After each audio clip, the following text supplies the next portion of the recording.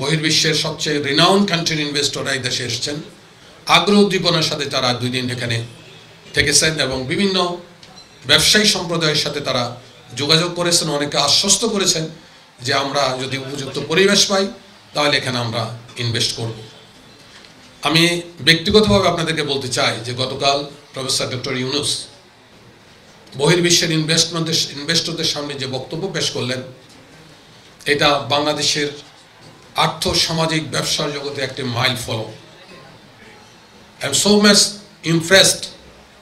এই পর্যন্ত বক্তব্যটা আমি 3 বার শুনেছি।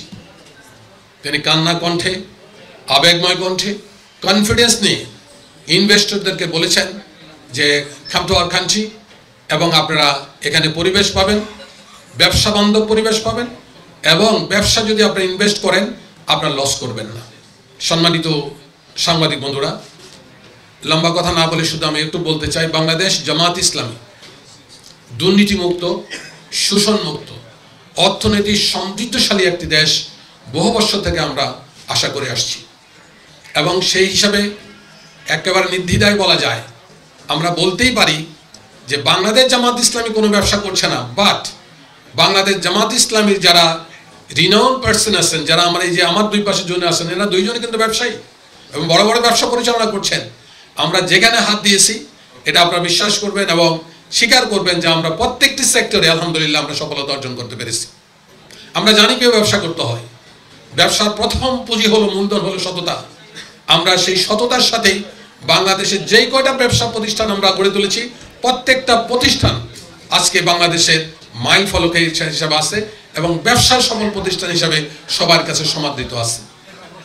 সামিট 25-এ যারা এসেছিলেন, বাংলাদেশ জামাত ইসলাম এখানে একটা স্টল করেছে, এবং আমার জানা মতে আমাদের যারা এখানে স্টল পরিচালনার দায়িত্বে ছিলেন তারা অনেক ইনভেস্টরকে তারা আকৃষ্ট করতে সক্ষম হয়েছে, এবং তারা বলেছে যে আমরা বিশ্বাস রাখতে চাই যে ভিশন 20 আমরা বাংলাদেশের টপ 20 কান্ট্রিতে আমরা পরিণত করতে সক্ষম হব ইনশাআল্লাহ। আমরা এখন মনে করছি যেটা, সেটা হলো একটা ব্যবসা বান্ধব পরিবেশ তৈরি হয়েছে। এটা আমরা বোঝাতে, বিদেশি ইনভেস্টরদেরকে আমরা বোঝাতে সক্ষম হয়েছি। এই পরিবেশ যদি বজায় থাকে, গভর্নমেন্ট যে স্টেপ নিয়েছেন যে যদি বজায় থাকে, ইনভেস্টরদেরকে যেভাবে আহ্বান জানিয়েছেন, কনফিডেন্স ডেভেলপ করেছেন এবং আশ্বস্ত করেছেন যে এখান থেকে রিটার্ন নষ্ট হবে না, রিটার্ন যাবে, তোমাদের ব্যবসা রিটার্ন তোমরা খুঁজে পাবা।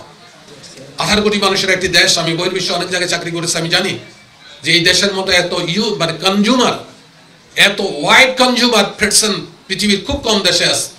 আমরা একটা শার্ট কিনলে 2 মাস 3 মাস পরে শার্টটা চেঞ্জ করি, এবং আপনারা জানেন যে বহির্বিশ্বে অনেক দেশ আছে এক শার্ট দিয়ে পুরো বছর পার করে দেয়। যে wide consumer person mentality in our country. অনেক দেশ কিন্তু এরকম করে না, পয়সা আছে কিন্তু কনজিউমার কম।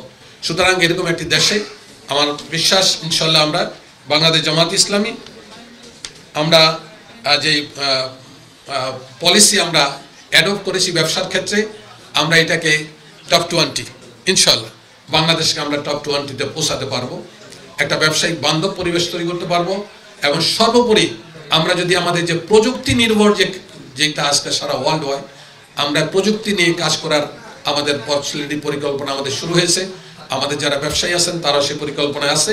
আমরা যদি দেশকে দুর্নীতিমুক্ত, প্রযুক্তি নির্ভর এবং কি বলে পরিবেশ ঠিক করতে পারি, আমার বিশ্বাস ইনভেস্টর এই দেশে আসবে। আমাদের সাথে কমিউনিকেট অলরেডি স্টার্টেড, এবং আমরা তাদেরকে আশ্বস্ত করেছি। আমার মনে হয় যে আমরা তাদেরকে দেশে নিয়ে আসতে পারবো এবং বড় বড় ব্যবসা সেক্টর এই দেশে খোলা সম্ভব হবে।